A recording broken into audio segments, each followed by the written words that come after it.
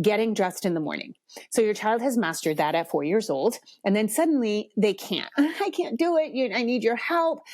And with this particular mama, she didn't want to enable the child. So she, put up a stink about the kid doing it herself, and then finally gave in and said, you know what, I'll help you. And then realized that the child just needed a day or two of help, and then was proudly doing it on her own.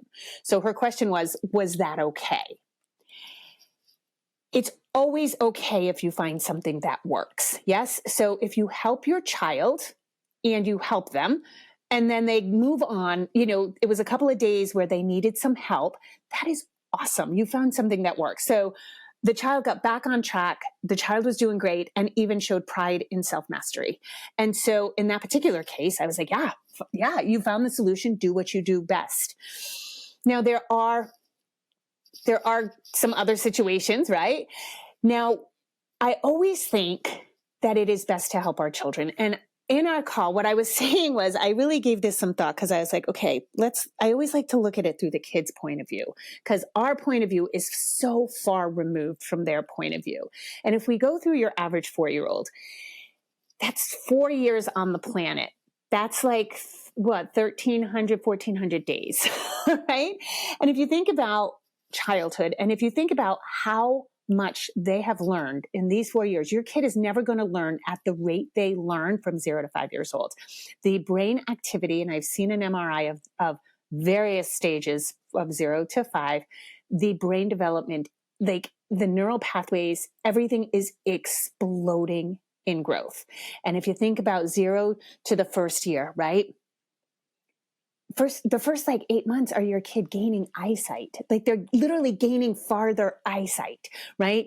They're learning that their needs are met. They cry and a loving presence comes and helps them, right? Then you've got like 1 to 2 years old. What they're learning how to walk, right? They're learning from 12 months to 24 months, they might take on potty training, eating with utensils, solid foods, right? Like all these things, separation anxiety, other caregivers. And then 2 to 3, they're learning individuation. They're separate from you. They have free will and choice. Now they're learning how to get dressed and put on their shoes, and how to try to keep regulated, how to articulate their emotions. What are these emotions? What the hell is happening in my body? It's so explosive, right? They're learning to manage things. 3 to 4, still, now they're probably getting into beyond parallel play. They're doing cooperative play. They have to manage other kids, not hitting, sharing. Some kids might be starting to sound out words. Their growth is so intense. And it so reminds me of the mental load of moms. Like we're loaded with all kinds of things in our heads, right? Like at all times.